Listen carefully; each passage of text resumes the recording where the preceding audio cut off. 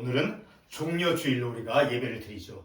그리고 내일부터 금요일까지 이제 고난주간, 부활주일 전 4월 4일까지 우리가 다음 한 주간을 고난주간으로 우리가 보내고, 그리고 4월 5일 다음 주 주일은 부활주일로 우리가 예배를 드리게 되어지죠. 자, 우리가 오늘 종려주일로서 이렇게 예배를 드리는데, 보통 우리가 이런 절기 때 보통 우리가 예수님을 이제 생각할 때, 오늘도 우리가 말씀을 통해서 보게 되면 예수님께서 예루살렘 성에 입성하시면서 이제 작은 나귀 새끼를 타고 예루살렘에 입성하는 그러한 모습을 우리가 볼 수 있죠. 자, 보통 우리가 절기를 맞이해서 우리가 예수님에 대해서 생각할 때 이렇게 고난받으신 주님, 그리고 십자가에 달리신 모습, 그리고 부활하신 주님, 혹은 병자를 고쳐주시는 그러한 이미지로 우리가 예수님을 이렇게 흔히 생각을 합니다. 다시 말해서 우리는 예수님의 사건을 중심으로 예수님을 이해하는 그러한 경우가 많다 하는 것입니다. 그러나 오늘 종려주일 본문의 말씀을 통해서 예수님의 인간적인 성품으로서의 그 겸손하신 모습을 우리가 말씀을 통해서 깨닫기를 원합니다. 성도 여러분, 우리가 삶을 살아오면서 우리의 영적 삶은, 우리의 영적 삶 속에서 우리의 어떤 신앙의 성격, 성품들, 그런 영적인 그런 성품을 누구를 통해서 우리가 어떻게 배울 수 있습니까? 우리는 날마다 성경 말씀을 통해서 우리의 성품이 예수 그리스도를 배워가며 닮아가야 하는 것입니다. 만약 우리가 말씀을 통해서 주님의 그 성품을 닮아가지 않는다라고 하면 우리는 온전치 못한 그런 나 자신의 성품으로 좌충우돌의 삶이 되기 때문입니다. 자, 그리고 또 우리가 구원받은 이후에 우리의 삶은 바로 성화의 그 과정을 거치면서 오직 예수 그리스도만이 우리의 삶의 인도자가 되어지기 때문에 바로 성화의 과정을 거침 속에서, 그리고 오직 우리는 예수 그리스도만이 우리의 성품을 온전하게 변화시켜 주시고 인도해 주시기 때문에 우리는 날마다 우리의 삶 속에서 주님의 성품을 닮아가는 그러한 삶을 살아가야 한다라는 것입니다. 오늘 우리에게 주어진 이 본문의 말씀은 바로 구약성경 스가랴 9장 9절 말씀에서 예언되어져 있는 말씀이죠. 자, 그 스가랴 9장 9절에서는 예수님에 대해서 세 가지 측면을 말씀해 주고 있습니다. 자, 그러면 스가랴 9장 9절 그 말씀을 제가 읽도록 하겠습니다. 시온에 따라 크게 기뻐할지어다. 예루살렘에 따라 즐거이 부를지어다. 보라, 내 왕이 내게 임하시나니 그는 공의로우시며 구원을 베푸시며 겸손하여서 나귀를 타시나니 나귀의 작은 것 곧 나귀 새끼니라. 자, 이 스가랴 9장 9절의 말씀에서 보게 되면 오실 메시아 곧 예수 그리스도죠. 자, 우리 주님에 대해서 세 가지 모습을 보여주고 있어요. 공의로우신 그런 주님, 그리고 구원을 베풀어 주시는 구원주로서의 모습, 그리고 겸손하신 그런 모습을 우리가 이 스가랴 9장 9절을 통해서 볼 수 있죠. 자, 그런데 오늘 우리가 읽은 본문의 말씀에서는 오실 메시아 곧 예수 그리스도에 대해서 이제 한 가지 부분, 겸손하신 그 부분만을 우리에게 말씀해 주고 있습니다. 자, 우리가 방금 인용을 했던 스가랴 9장 9절에서 우리가 보아서 알 수 있듯이 주님에 대해서 공의로우신 주님, 그리고 구원을 베푸시는 구원주로서의 주님, 그리고 겸손하신 그 주님, 자, 그런 모습을 스가랴에서는 보여주고 있지만 오늘 우리가 읽은 이 본문의 말씀에서는 그런 공의로우심과 구원주 그리고 겸손하시다고 하는 그런 세 가지 측면 가운데 한 가지 모습을 우리에게 보여주고 있다는 것입니다. 바로 겸손하신 주님을 우리들에게 말씀해 주고 있습니다. 자, 본문 말씀을 전개하기에 앞서서 종려나무의 성경적인 의미를 간략하게 상고하기를 원합니다. 첫 번째로 출애굽기 15장 27절의 말씀을 보게 되면 다음과 같은 말씀이 있습니다. 그들이 엘림에 이르니 거기에 물샘 12과 종려나무 70그루가 있는지라. 거기서 그들이 그 물 곁에 장막을 치니라 라고 하는 말씀이 나오죠. 자, 그 말씀에서 어떤 나무가 나옵니까? 종려나무가 나오고 있죠. 자, 이스라엘 백성들이 이제 출애굽한 후에 필요한 물을 얻지 못한 채 사흘간이나 광야를 지나갔지만 그들은 먹을 물, 마실 물을 찾지 못했습니다. 바로 그렇게 광야를 지날 때 그 먹을 물을 찾지 못한 가운데 그런 과정 속에서 이제 자신들의 삶의 거처를 마련한 곳이 바로 종려나무가 있는 곳이었습니다.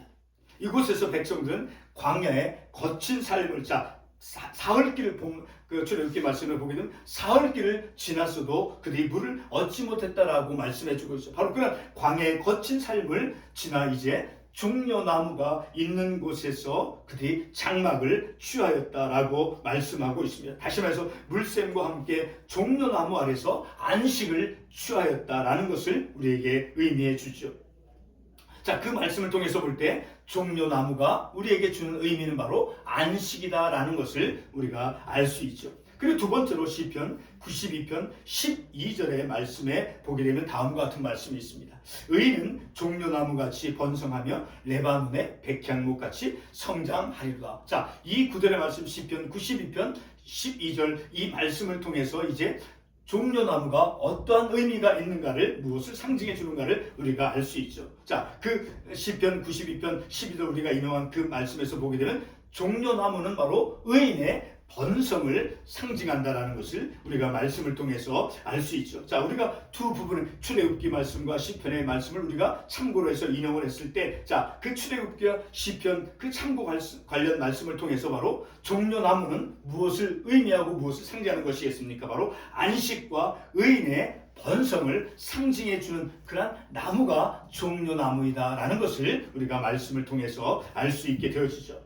오늘 본문의 그 예수님께서 바로 십자가 처형 전에, 십자가에서 처형받기 전 바로 예루살렘에 입성하실 때 주님을 따르던 그 무리들이 나뭇가지를 베어서 그 펴고 예수님을 맞이하였다라고 본문 8절에서 말씀하고 있죠. 자, 그 무리들이 예수님을 환영할 때 그들이 사용했던 그 나뭇가지가 바로 조금 전 우리가 살펴보았던 안식과 그리고 번성을 상징하는 종려 나무였다라는 것을 요한복음 12장 13절의 말씀을 통해서 알 수 있어요. 자, 요한복음 12장 13절은 그 나뭇가지가 무리들이 예수님을 환영했던 그 무리들이 흔들었던 그 나뭇가지가 종려나무이다라는 것을 알게 해주고 있죠. 자, 요한복음 12장 13절을 읽어보도록 하겠습니다. 종려나무 가지를 가지고 맞으러 나가. 바로 그들이 예루살렘 성에서 우리 주님을, 작은 나귀 새끼를 타고 오시는 그 주님을 환영하면서 그 나뭇가지를 흔들었던 그 나뭇가지는 바로 종려나무였다라는 것을 우리가 말씀을 통해서 알 수 있죠. 자, 이와 같은 종려나무는 구약시대 때 초막절에 이제 하나님을 기념할 때 씌워지기도 하였습니다. 레위기 23장 40절에서 보면 그 의미가 무엇인가를 알 수 있어요. 레위기 23장 40절에 보게 되면 종려나무 가지를 취하여 너희의 하나님 여호와 앞에서 이레 동안 즐거워할 것이다. 초막절, 그들의 중요한 그 3대 절기 가운데 하는 그 초막절, 광야에서 그 장막을 지고 하나님의 은혜 속에서 삶을 사는 것을 이제 기념하는 그런 초막절 절기 때 바로 여호와 하나님을 기억하고 기념하기 위해서 씌어진 나무가 바로 종려나무였다라는 거예요. 그러니까 종려나무가 신성하다는 것이 아니라 바로 그렇게 하나님을 기억하는데, 하나님을 기념하는데 신성하게 씌어졌다라는 것을 우리가 말씀을 통해서 알 수 있죠. 자, 이렇게 종려나무는 이제 안식과 번성만을 상징하는 것이 아니었습니다. 요한계시록 7장 9절과 10절의 말씀에 보게 되면 그 종려나무는 바로 쟁취되어진 승리를 또한 의미한다라는 것을 우리가 계시록 7장 9절과 10절의 말씀을 통해서 알 수 있게 되었습니다. 자, 초막절과 같은 그런 절기 때 바로 하나님을 기념하는 데 쓰여졌고, 그리고 안식과 번성을 그리고 그 승리하는 쟁취된 승리와 번성과 안식, 자, 그것을 상징하는 종려나무로 백성들은, 무리들은 예수님을 환영했다라는 것입니다. 바로 그런 종려나무로 환영받는 그 예수님의 성품이 어떠한가를 우리가 오늘 본문의 말씀을 통해서 중요하게 깨닫기를 원합니다. 본문 5절에서 말씀해 주고 있죠. 자, 본문 5절 다시 한번 반복해 보면, 시온 땅에 이르기를 내 왕이 내게 임하리니 그는 겸손하여 낙이 곧 멍에 매는 짐승의 새끼를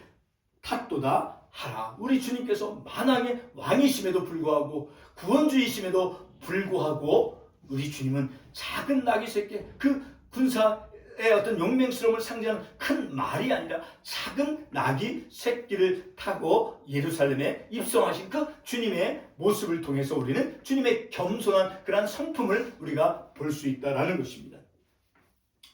예수님이 타신 그 나귀 새끼는 전쟁에서 군사들이 타는 그런 힘과 용맹을 상징하는 그런 군사적인 말이 아니었습니다. 그러나 요한복음 12장 13절에서 어린 나귀 새끼를 타신 예수님은 이스라엘의 왕이시다라고 말씀해 주고 있습니다. 바로 이 점에서 만왕의 왕이신 예수님의 성품이 어떠한가를 우리가 말씀을 통해서 알 수 있습니다. 계속해서 요한복음 12장 15절에서 이런 말씀이 있습니다. 보라, 너의 왕이 나귀 새끼를 타고 오신다 함과 같더라. 만왕의 왕이심에도 불구하고 구원주이심에도 불구하고 우리 주님은 바로 작은 나귀 새끼를 타고 예루살렘에 입성하셨다라는 것입니다. 성도 여러분, 어떻게 승리와 영광을 가진 그 왕이 작은 나귀 새끼를 타고 군중들 앞에 나설 수 있습니까? 그 이유는 바로 예수의 메시아 왕국, 바로 예수 그리스도의 그 메시아 왕국은 무력으로 관철하는 그런 군사적이나 정치적인 그런 권력을 요구하지 않는다라는 것입니다. 하나님의 나라, 그 메시아 왕국은 바로 그 하나님의 나라는 오직 하나님의 그 진리, 하나님의 진리만을 드러내고 그리고 하나님이 주시는 영원한 생명만을 펼치기 때문에 예수님께서 그 하나님의 나라를 가져오실 때, 하나님의 그 나라가 임할 때 바로 그것은 정치적인 어떤 군사적인 그런 모습이 아니라 오직 하나님의 진리, 그 하나님의 진리를 드러내주고 그리고 하나님이 주시는 그 영원한 생명만을 펼쳐 보이기 때문에 결코 군사적인 그런 모습을 보여주지 않는다라는 것입니다. 그럼에도 예수님은 만왕의 왕이시며 세상의 악의 세력을 이겨내신 승리의 주님이셨습니다. 우리가 토요일 새벽 시간에 예수 그리스도 대우리 문답을 통해서 예수님의 그 비하되어진 모습을 우리가 상고하면서 주님의 그 낮아지심을 우리가 보았죠. 예수님의 낮아지심은 곧 주님의 그 겸손한 성품을 우리에게 보여주시는 것이다라는 거예요. 예수님께서 그 고난을 당하시고 고초를 당하시고 배반을 당하시고 그 죽으신 그 주님의 그 낮아지심, 자, 그런 주님의 낮아지심 바로 주님의 겸손한 성품을 또한 우리에게 보여주는 것이다라는 것입니다. 오늘 본문 5절 말씀도 이렇게 말씀하고 있죠. 그는 겸손하여. 자, 우리 주님께서 만왕의 왕이심에도 불구하고 바로 우리 주님은 겸손하신 그런 성품의 주님이다라고 말씀해 주고 있습니다.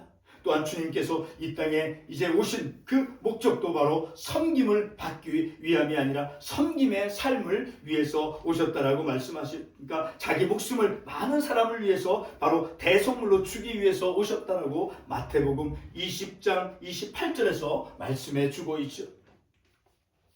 바로 그러한 모습을 통해서 우리 주님의 그 겸손하신 모습을 우리가 볼 수 있는 것입니다. 예루살렘에 입성하신 예수님을 향해서 그 군중들은 9절 말씀에서 보게 되면 호산나 다윗의 자손이여 찬송하리로다 라고 외칩니다.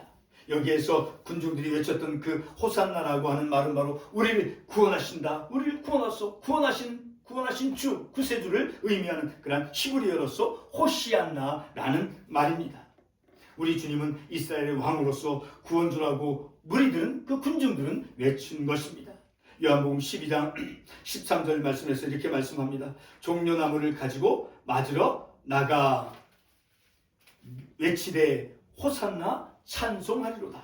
주의 이름으로 오시는 이 곧 이스라엘의 왕이시여 하더라. 이렇게 말씀해 주고 있습니다. 자, 이 말씀을 통해서 볼 때 예수 그리스도는 구원주이시다라는 것이죠. 그리고 이스라엘의 왕이심을 보여주는 말씀입니다. 구원주이시며 왕이신 그 주님을 오늘 본문은 겸손하신 주님이다라고 말씀해 주고 있습니다. 마태복음 20장 28절에서 보게 되면 이제 자신의 목숨을 많은 사람들을 위해서 대속물로 주기 위해 오셨다라고 말씀하신 그 주님은 바로 오늘 본문에 많은 무리들이, 많은 백성들이 호산나 다윗의 자손이여 찬송하리로다 라고 외치는 그 함성 가운데 있었습니다. 마태복음 21장 9절에서 말씀해 주고 있죠. 바로 그 이유는 본문 5절이 말씀해 주는 대로 주님은 겸손하신 구원주이었기 때문이다라는 것입니다. 우리 주님은 결코 군사적이고 정치적인 그런 군림하는, 정치적으로 군사적인 힘으로서 군림하는 그런 분이 아닙니다라는 것을 우리가 말씀을 통해서 알 수 있죠. 우리를 구속하기 위해서 자신의 목숨을 타인들을 위해서 대속물로 주는 그런 섬김의 주님으로 오셨습니다. 오늘 본문에서 예루살렘에서 입성하시는 그 주님은 얼마든지 큰 말을 타고 승리를 외치는 왕의 모습으로 군중들 앞에 나설 수 있었을 것입니다. 마태복음 그 4장에서 보게 되면 마귀는 예수님을 이제 슈퍼맨으로 만들고자 시험하며 유혹하였죠. 바로 세상은 바로 그 세상적인 그런 왕으로 우리 주님을 만들려고 하는 그런 마귀의 사탄의 그런 유혹을 우리가 그 말씀을 통해서 볼 수 있다는 것입니다. 이 세상은 특별히 현재 한국의 그 사회는 바른 생명의 길로 인도하는 겸손한 지도자를 요구하지 않고 마귀가 예수님을 시험한 것처럼 끊임없이 백성들과 그리스도인들을 시험해 가고 있습니다. 다시 말해 마귀가 세상의 영광을 보여주며 마귀에게 경배하도록 시험하고, 다시 말해 사회와 그 백성들, 그런 사회와 백성들을 시험하고 있다는 것입니다. 마태복음 4장 8절과 9절 말씀에 보게 되면 이런 말씀이 있습니다. 마귀가 또 그를 데리고 지극히 높은 산으로 가서 천하 만국과 그 영광을 보여 이르되 만일 내게 엎드려 경배하면 이 모든 것을 내게 주리라라는 말씀이 있죠. 그 말씀을 보면 지금의 한국 정치와 사회 현실에 대해서 적용되어진 그런 말씀이다라는 것을 우리가 알 수 있습니다. 오늘 말씀을 통해서 볼 때 주님은 바로 하늘의 영광을 받으시기에, 그리고 구원주로서 섬김을 받기에 합당하심에도 크고 힘센 말을 타며 슈퍼맨적인 그런 모습을 결코 갖지 않으셨습니다. 주님은 결코 높아지기를 원치 않았고 섬김을 받기를 결코 원치 않으셨고, 오히려 주님은 겸손하셨습니다. 세상은 끊임없이 우리를 겸손보다는 군사적인 큰 말을 타고 승리를 외치는 그러한 사람으로 되도록 끊임없이 시험을 합니다. 우리 한국 사회도 불의와 반성경적인 그런 부패 속에서 백성들을 바른 삶의 길, 진리와 생명의 길로 나아가도록 인도하는 그런 겸손한 지도자가 있기를 우리는 간절히 소원하는 것입니다. 하나님을 경외하며 정의를 실현하고 신앙의 자유를 지켜주는 그런 겸손한 지도자를 우리가 주께 간구해야 할 것입니다. 바로 작은 나귀 새끼를 타고 오시는 그런 오늘 본문의 말씀에는 겸손하신 주님과 같은 오늘 본문의 겸손한 주님께서 바로 우리 한국 정치 사회를 이끌어 주시기를 우리가 간절히 말씀을 통해서 소망하는 그런 우리가 깨달음, 교훈을 우리가 받는 것입니다. 기도하겠습니다.